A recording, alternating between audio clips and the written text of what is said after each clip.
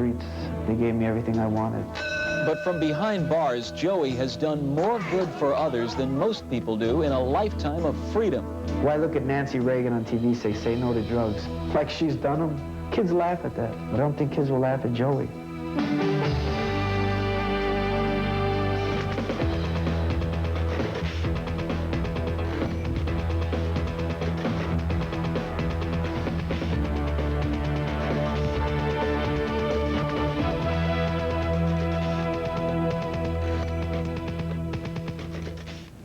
I just got back from the wilds of Utah, where I met an intriguing politician. His name is Alec Joseph, and he's the mayor of Bigwater. And while there, I found out an amazing fact. Every night he goes to bed with a different woman on his campaign staff, even though he has a beautiful 18-year-old wife.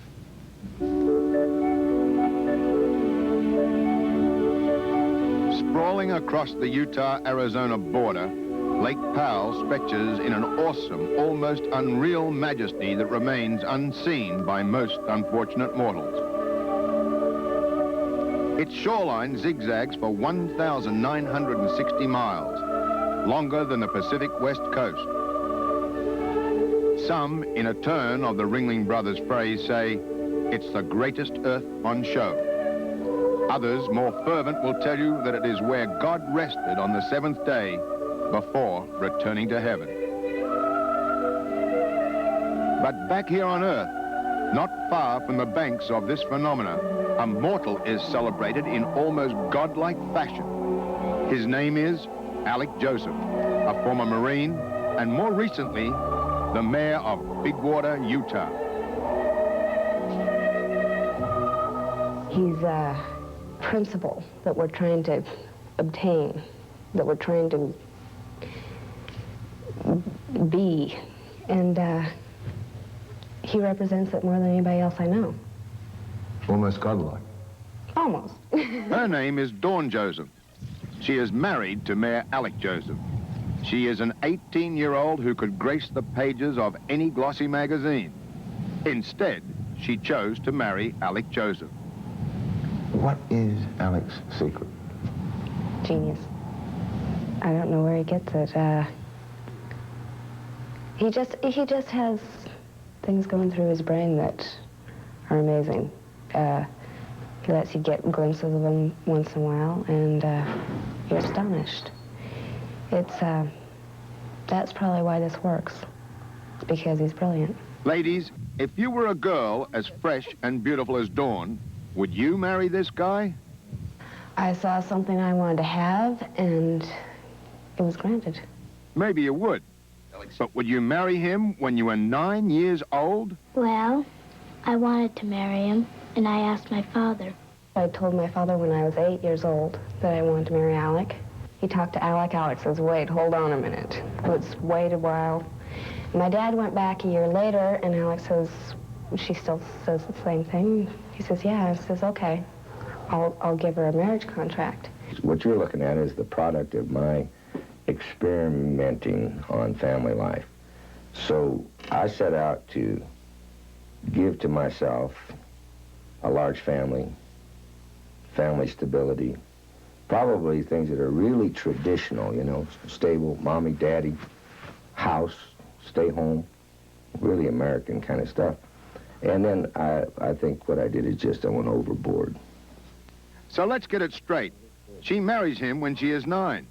But are you ready for this? This beautiful young woman is one of 9 wives. She shares his body in bed with 8 other women. They take turns, of course.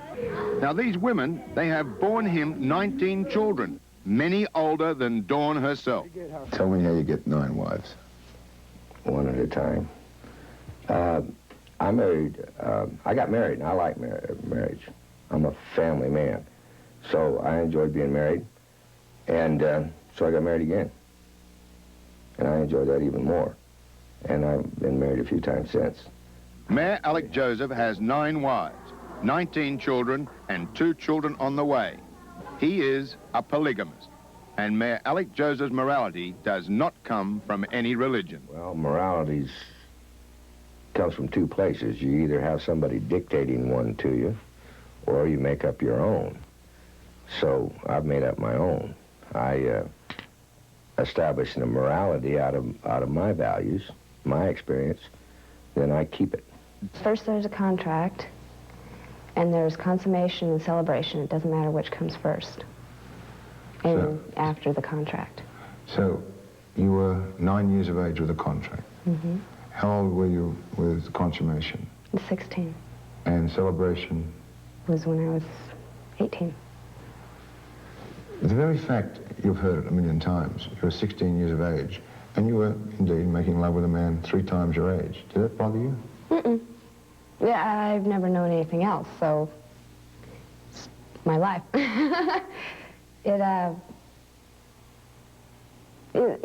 kind of hard to live with. He's an older man. He isn't into romance and fun things that younger men might be into. But it's not much of a problem. But seriously, what would a 9-year-old girl know about wanting a husband, falling in love? I don't know. It's always puzzled me why I did it. Because I look at other girls that age and I say, if she said that, her father should slap her and tell her she's talking nonsense, wait till she grows up. It is easy to dismiss Mayor Alec Joseph as the kinky leader of a commune, a slick old reprobate who thinks 9 is better than 1. The truth is, he is not kinky. It's not a commune. He is not a reprobate. Slick? Well, maybe. The people out there in the, quote, square world, unquote, probably think of you as some kind of super stud.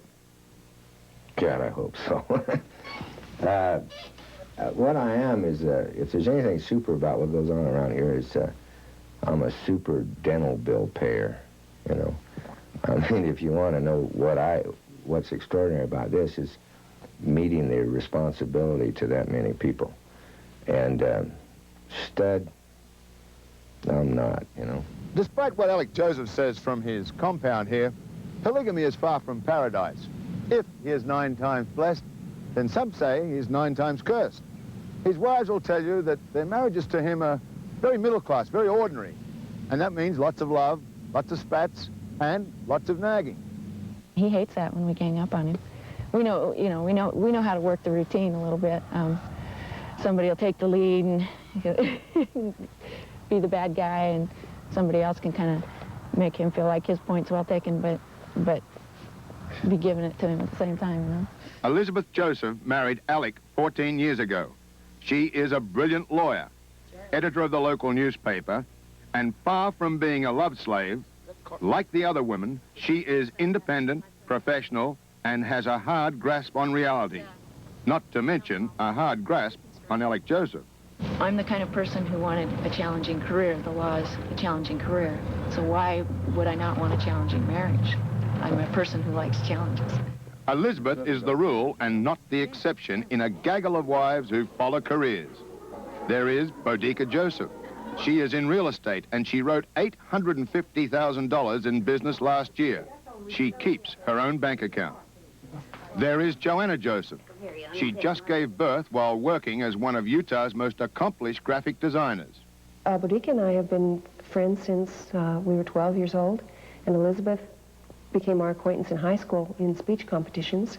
And then in college, we shared a house with 3 other girls. There were 6 of us. When I married Alex, they thought I had perhaps fallen off the deep end, but within the year, they were both married to him. Alec Joseph is not a left-wing radical. He's not even a liberal. If anything, this man with 9 wives is an old-fashioned, acquisitive, capitalistic conservative. I'm a lot happier that George Bush won than Michael Dukakis. I'm very liberal in my personal freedom attitudes and very conservative in economics. He is the mayor of 400 people in a community that only has 1 other polygamist. He wants to make the town work, carry out law and order, make a buck like any good conservative, and marry a few more ladies. How does he do it? Not the town, the wives. How do you choose which wife to go to bed with when? I don't. And that's easy. So it does. I don't cringe at all. I make a woman a master of her own body. And when she wants the use of mind, she makes an appointment. She dictates that. If two women get into that, a conflict of time there, they work it out. When I go to bed tonight, there's a girl in my bed. She has an appointment to be there. But you just can't have a lawyer, a real estate agent, and a calligrapher to run a town. You have to have a fire chief. So Alec's wife, Pam, well, what else? And you have to have a local store. Wife number 1, Diane. She married Alec 18 years ago. She feeds the local needs. Mayor Alec Joseph's 19 children are pretty and handsome, and to the child, extremely well behaved. Save that they have 9 mothers, they are middle class. 26-year-old Lindy is the mother of one of the other children on the way. She is Elizabeth's legal secretary and a typesetter. Well, did you want to be a part of it, or were you genuinely attracted to Alec? No, I wasn't attracted to him. Not at all. You married the man, you made love to him, but you didn't love him. I was attracted to his family. I just saw his family and saw what he was doing and saw how nice his family was. And there's just, I have never seen such a nice relationship within one family, and I wanted to be part of it. In fact, Lindy is full of surprises. After giving Alec Joseph 2 children, she is about to give him a 3rd, but it won't be hers. She will give it to her mentor, Elizabeth, to raise as her own. She is the surrogate mother. Now, you're expecting a 3rd child? Yes, I am. But it's not mine. I'm expecting Elizabeth's 1st child. We live in the same household. She has children who will be my child's brother and sister. I want Lindy to have a role in the child's upbringing because Lindy's a wonderful person. But it will be my responsibility. I'll be mom. It should be said that Mayor Alec Joseph does not proselytize the cause of polygamy. I would like my boys and my girls to have the freedom to pursue their own aptitudes, their own interests. And I say that, you know, about marriage and professions, occupations, vocations, whatever. In fact, rather than debate you on polygamy, he would much prefer to preach his theories on Egyptology. And please, don't call him a master of love slaves. Men are sweet, sweet creatures. Women are dark and light. They have a light side and a dark side. Men are all light. They're guileless. They're vulnerable. They need to be protected.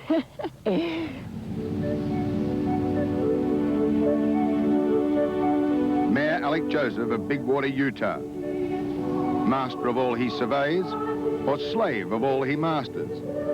Living out the ultimate male fantasy? 9 times blessed, or 9 times cursed? This is a lifestyle invented by women, I'm quite confident, who way long ago captured some poor man and made him do this. Well, it appears that Mayor Alec Joseph will be blessed and cursed again. At last hearing, Alec Joseph is about to wed for the 10th time. Like others, she is young, beautiful, and ambitious. Congratulations, Alec. Did I say congratulations? Life after death. Millions say they've passed beyond and come back to talk about it. I'm considered off the wall by my children. They're like a normal mother. Like my son asked me, he said, do you ever think about anything besides that experience? And I had to say no. If this is death, it's just as natural as birth.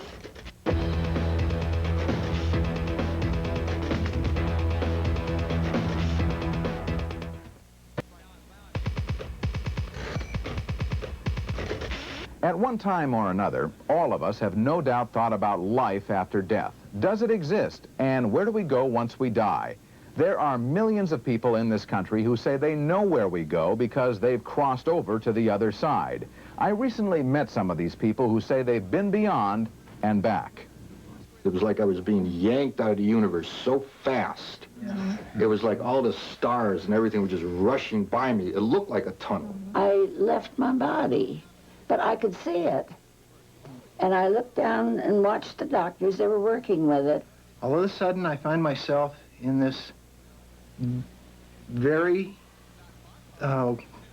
soft darkness, complete, total darkness.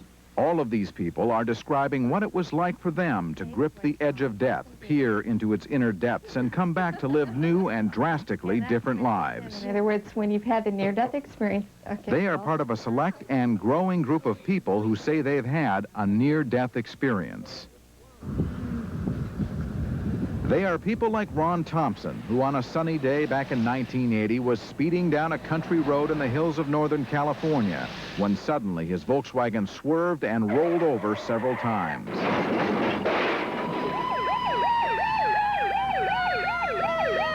I was told that I was thrown out of the car. I was found on the pavement right up here.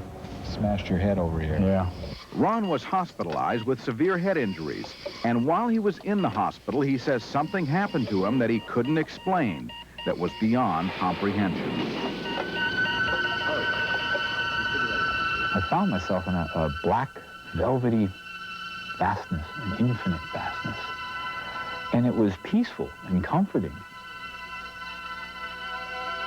I saw a pin dot of light that was off in the eternity of this darkness, and I headed towards that at incomprehensible speed. Everything had like a white hue around it, and there were these three figures walking down towards me, and I recognized one of them. It was my grandfather. And towards the end of this experience, Ron told me he also found himself outside of his body. I found myself in the corner of the hospital room looking down, and it was like, wow, that's me. And there was like this sense of detachment and this sense of, it was a tranquil peace, and it's okay, and then nothing. Today, Ron calls his journey into this other realm a near-death experience, and he told me he's no longer the person he was before the accident. 10 years ago, if you had invited me to your house, Jim, I would have found my way to your medicine cabinet during the evening. And if there were any pills in there, I would have taken a sample of them. After the accident and the experience, I quit drugs, cigarettes, and alcohol, went back to school, and those changes, my wife left me and started a new path. Ron is not alone in his encounter with death. Donna Hall also found herself walking down a very different path after a near-death experience. Today, Donna lives a simple life in a quaint cottage near San Francisco, but back in May 1975, her life was not so tranquil. I had had a divorce some years before. I had two teenage sons who were considerable problems, particularly the older one. I had large economic problems, and my health began going down. It seemed like nothing was going right in my life. Donna told me she began drinking to escape her life and almost killed herself. I awoke one morning and I had been extremely ill. I began vomiting blood. I called to my son. Finally, he came into my room and I said something about call the ambulance. So the ambulance came and I was put in it, and I was just lying there and letting them take care of me, and I guess that was what I wanted as much as anything. Donna's life was slipping away. She was hemorrhaging throughout her body. The doctors didn't think she would make it, and Donna wasn't sure she wanted to. And she told me she just started letting go. Total darkness. That was what it was like. And I began seeing a point, just a small point of light. As I got closer and closer, I could see these kind of cloud-like forms, shapes around it. I could sense my sister there, in a way. She had died 3 years before, and then I came on back through with everything in reverse.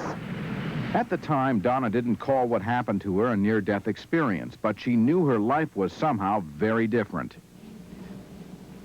Perhaps the most visible change was in her artwork.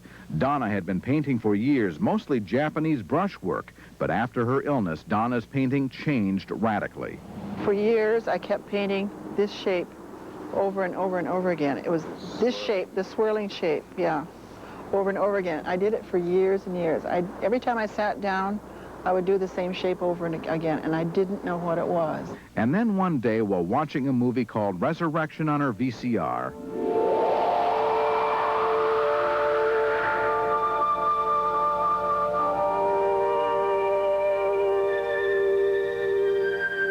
Donna says she found out what she was painting and what had changed her life 9 years before. When I saw the movie, I re-experienced my own experience. And I cried and cried and cried because I didn't know what I was doing all those years. I didn't know what I was painting. I didn't know what it was until I saw it. And so I stopped the frame and I matched this up to the movie, and it's almost identical.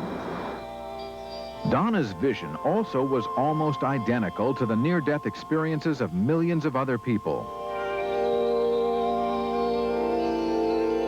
In fact, a nationwide Gallup poll taken in 1982 revealed some startling numbers. 8 million Americans say they've had a near-death experience. Most people describe a brilliant light, a journey through a black tunnel, visits with dead relatives, out-of-body experiences, and a peaceful, tranquil feeling of well-being they've never known before. They also talk about losing all fear of dying, a new desire to live life to its fullest. But many who've had a near-death experience are traumatized by what's happened to them, and they've sought support in kind of an exclusive club, a club with members who've seen the face of death. This is the time you want to share your experience. Shirley Nakano heads up a San Francisco Bay Area chapter of IANS, the International Association for Near-Death Studies. The real world goes far beyond the physical as we have understood it. There are now about 20 support groups around the country. Donna and Ron belong to the Bay Area IANS chapter.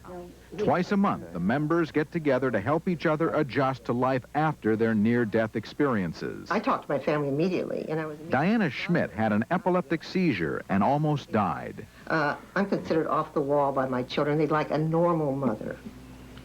They're never going to get it, but they can want all they want to. Like my son asked me, he said, "Do you ever think about anything besides that experience?" And I had to say no. Now, many of you may be asking, is this for real?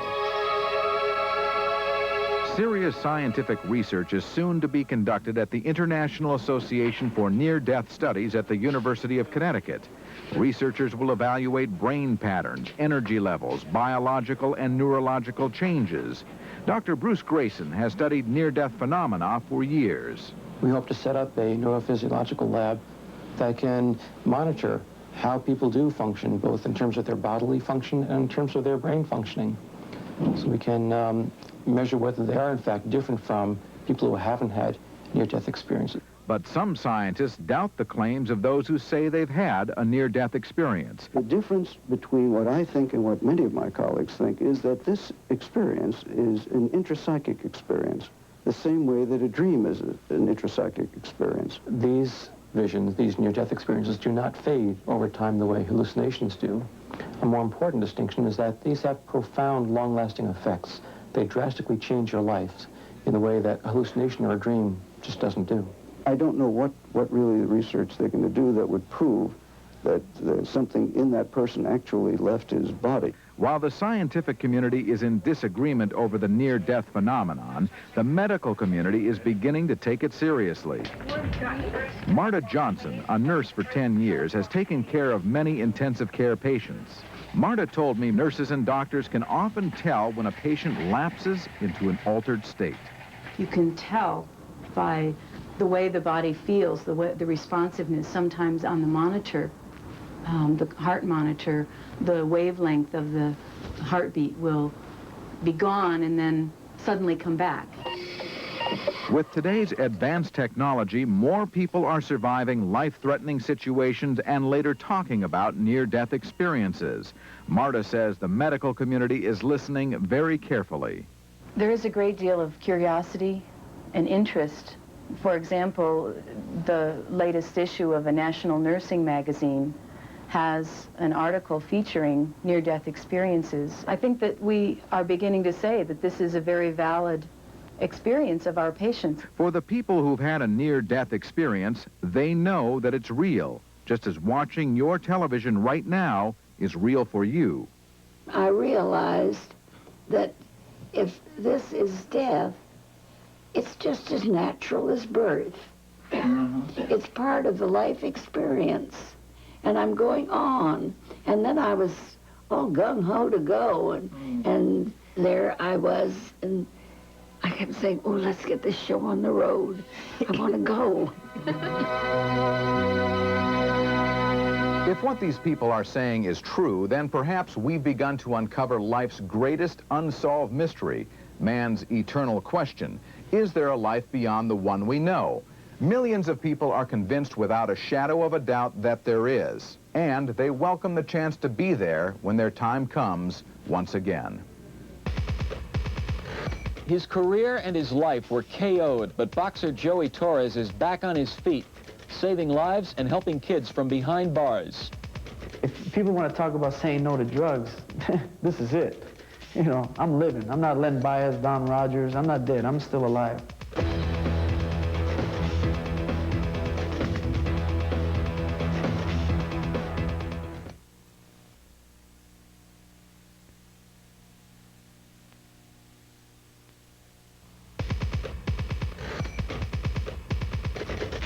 Most young people spend their days dreaming about what they could be, but tonight in Nevada, there's a man who can dream only about what he could have been. His name is Joey Torres, and he's doing a life term for murder. Just 10 years ago, Joey was on top of the world, a promising young welterweight boxer who might have gone on to the Olympics. Now, by his own admission, the champ is a chump. He abused his talent, threw away his opportunity. Joey's story is sad, but it's also far from hopeless.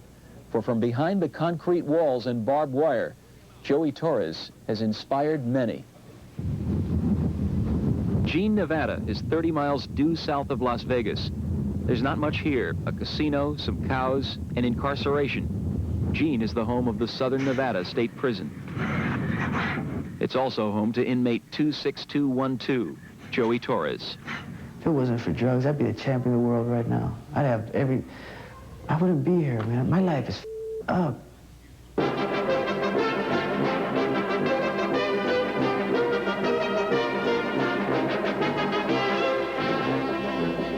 New York, 1960. Joey Torres is born into a real-life West Side story. An Italian mother, a Puerto Rican father. When Joey was a baby, they moved to Los Angeles.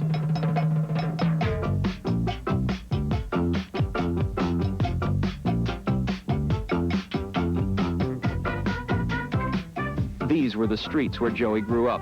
As far back as he can remember, fights were a fact of life.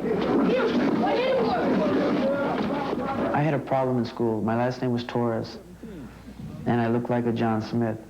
And the Mexican, Latin kids didn't accept me because of my skin. And the white kids didn't accept me because of my name. But they all accepted me when I fought. At the age of 12, Joey was going on 20, fighting over turf, over pride, over girls. He kept winning. He got cocky. He dropped out of school and joined a gang. School couldn't hold me, my family couldn't hold me, but the streets, they gave me everything I wanted. There was a gym that was open around the corner from my parents' house. It was a karate studio, the Ukitas Brothers Karate Studio. And there was a well-known family, the Ukitas Brothers. They were the most feared family in the San Fernando, LA area.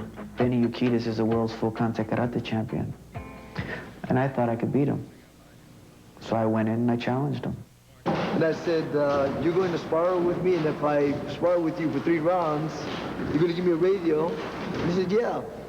So I sparred with him. It only lasted, it was a short time that lasted, but he got up and said, how did I go down? Did I go down with style?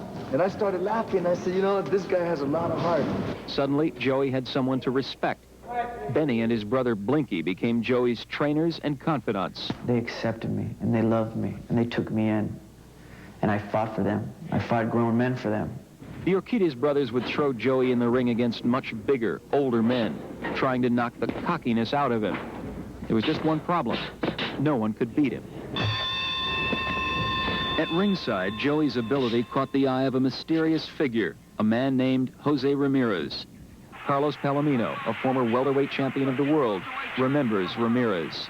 He was the kind of guy who hung out in gyms, always looking for someone he could catch on with, as a trainer, and he happened to catch on with Joey, and Big Joey was a wide-eyed, happy-go-lucky kid with a lot of confidence who felt that he could be a world champion. And when somebody says to him, stick with me and I'll make you a world champion, you tend to believe that.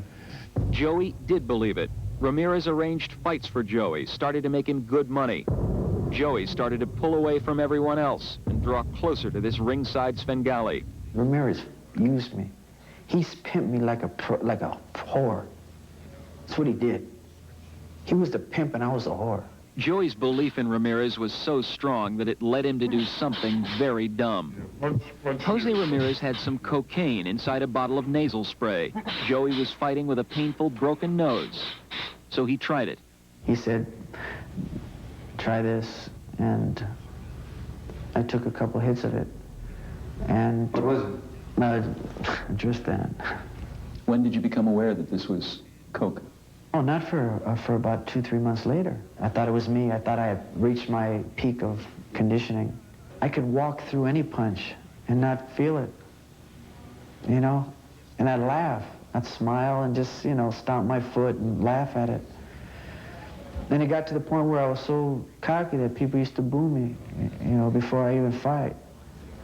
And I liked that because I figured, well, boo or laugh, you gotta love me, I'm winning.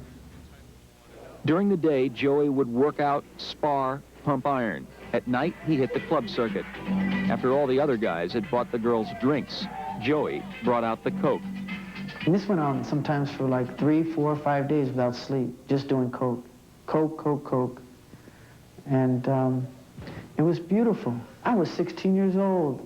I was on top of the world. If Joey Torres realized what was happening to him, he was still too young to care, until he started losing. I got knocked out. I fought Frankie Baltazar at the Pico Rivera Sports Center. And I was loaded. I was drunk and high. And I got knocked out. I went home and didn't nobody know me. Didn't nobody talk to me. For the first time in his life, Joey Torres was a beaten man. Stung by the first losses of his career, disowned by his gym, shunned by his friends, numbed by cocaine. On June 18, 1979, Joey Torres went crashing to the mat. Back then, about where I'm standing, there was a gas station owned by Jose Ramirez, the shadowy manager who first introduced Joey to drugs. Jose owed Joey some money. He hadn't paid up. Joey came here to settle the score. He was high. I went to grab him, and he was behind a desk. He was sitting behind a desk, and he pulled the drawer open. And when he pulled the drawer open, I saw a gun. So we're still arguing, and he went for it. We flew against the back of the wall, and it went, I heard not a gunshot, but like a cap. And I went back, and he fell. And I got scared, and I ran. There was no solid evidence against Joey Torres, no gun, no witnesses. Even so, a public defender advised Joey to plead guilty to first-degree murder. Joey's current lawyer, who had nothing to do with the deal, describes it. He was promised that if he entered a plea of guilty to first-degree murder, he would be sent to a youth facility, which could hold him for no more than 6 years. He was 19 at the time. They had the authority to hold him till he was 25. Joey figured he could use the 6 years to get his life straight. He didn't. He was still a wild, cocky kid, picking fights, doing drugs. Then, just 2 months short of his 22nd birthday, Joey made another stupid mistake. It came, of all places, in a letter to his girlfriend. I sent a letter to a girl stating I want you to, if possibly, save some money and buy a weapon. In retrospect, it was pretty stupid. Yeah. The youth facility routinely opens inmates' mail. It saw the line about the gun and sent Joey back to court. Without any trial, a judge turned around and sentenced Joey Torres to life in prison. I thought it was, hey, it's April Fool's, or I was only kidding, or I'm doing a life sentence on a YA plea bargain. It hurts, gets you mad, makes you really mad. So at the age of 19, Joey Torres went from a youth facility straight to some of the toughest prisons in California: Chino, Folsom, San Quentin. Joey shared a cell block with Charles Manson. And even behind bars, Joey still managed to do cocaine. By this time, the drugs and boxing had so pummeled Joey's brain that he was sent to Vacaville, a prison for mental patients. It was the darkest, most hopeless moment of his life. But it was also the start of his comeback. Richard Barajas is a prison guard for the state of California, decorated by Governor Duke Machen for heroism. Barajas worked Joey's cell block. One night in 1982, Barajas was training a new female guard. I called Joey over to the side and I told him, hey, do me a favor, keep an eye on her. You know, this guy's bothering her. He told me he would. So later on that evening, we heard an alarm. I heard a woman scream, and I ran out of my cell, and I went to the office. And there was maybe 15, 20 guys standing around, and I egged my way through, and there was one guy pounding her in the face. And then she started screaming. Joey came running out, grabbed him, and started wailing on him. He was so medicated on Thorazine, they had him on medication, that I had to pick up the phone and start beating with the phone.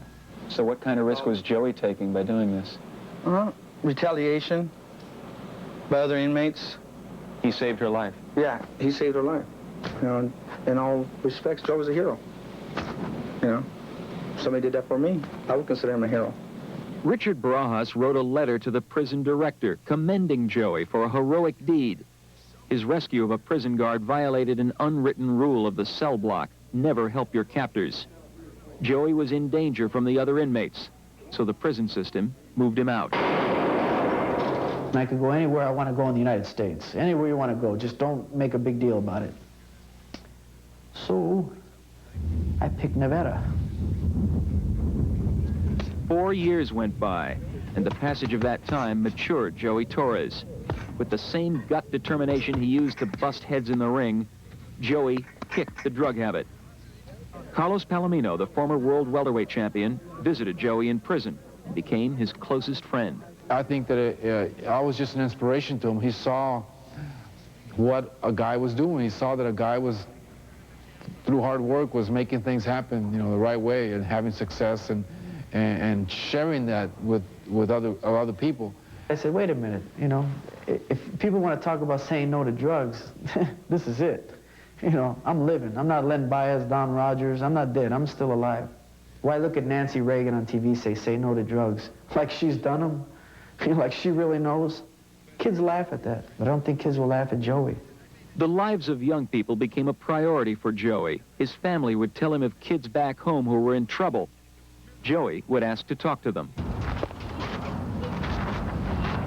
Take Abel Sandoval, age 17, a former gang member. I was just going nowhere and ditching school, being, you know, drinking beer, thinking I was cool and all that. But Abel renounced that lifestyle after one visit in prison with Joey Torres. He told me one time when I went to visit him, he goes, because you young kids that come in here are no match for a 30-year-old that's been here already for 10, 15 years. And we, you know, the older guys take advantage of the younger guys. So, you know, and I got scared. Where do you think you'd be today if not for Joey?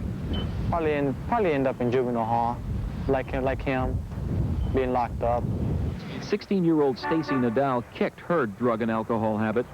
Over the phone and in lengthy letters, Joey Torres helped her do it.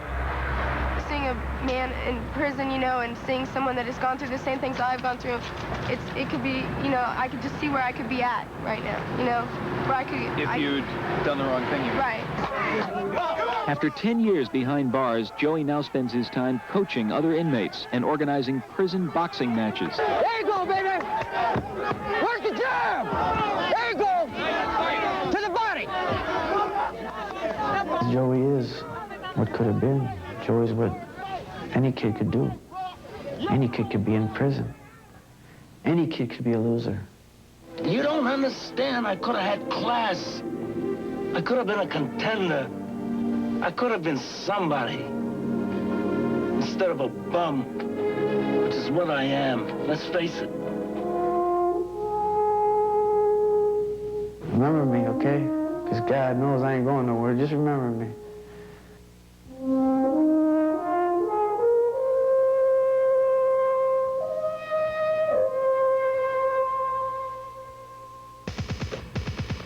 It'd be anyone's dream if somebody's in show business and they get to star on a show on Broadway. Yeah, that's a dream of everybody in show business, I think. Altogether unmemorable. But my heart's not really in it. Why? Because I was made for champagne.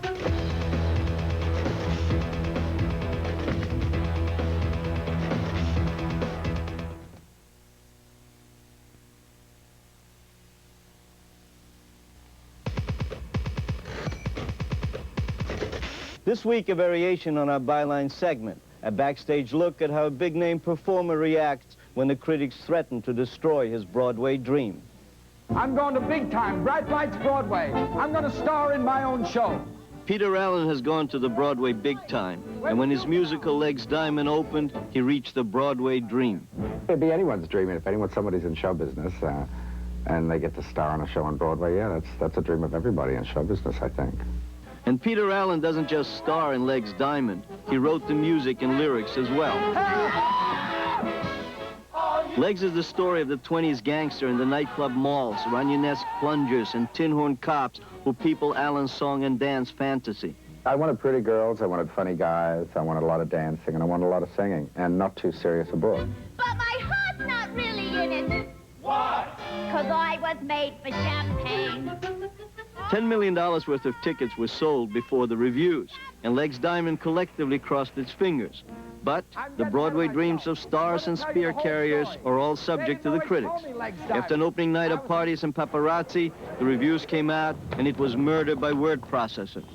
I guess the fairest phrase from my review is altogether unmemorable.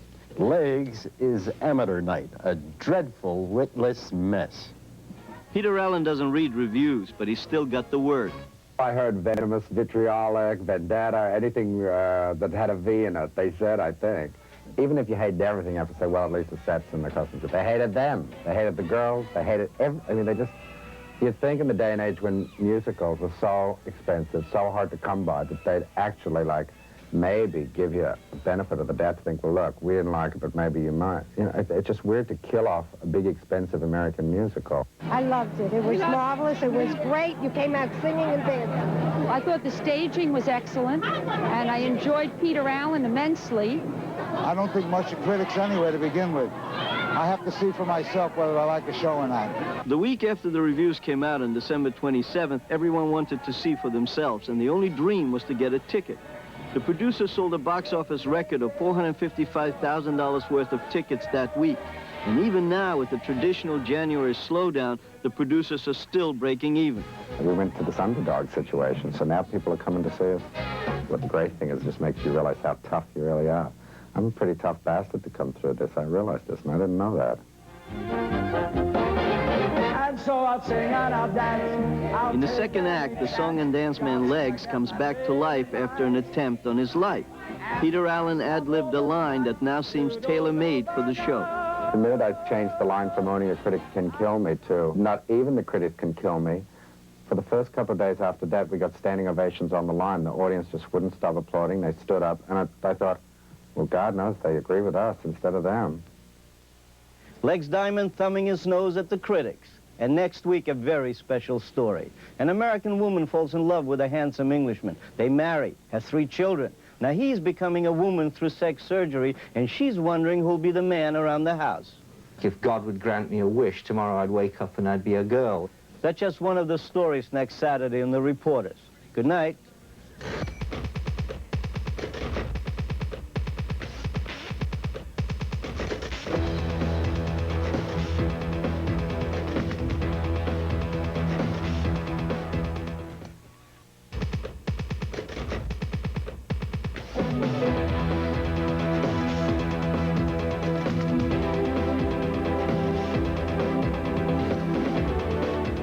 This is Alison LaPlaca. I play Linda on Duet. I know that, Alison. I know you know that, Jody. I was telling the Fox viewers. Oh, you mean we're on? Hi, I'm Jody Teal, and I play Jane on Duet. We'll be your host this weekend for all the Fox shows. Like Duet. And 21 Jump Street.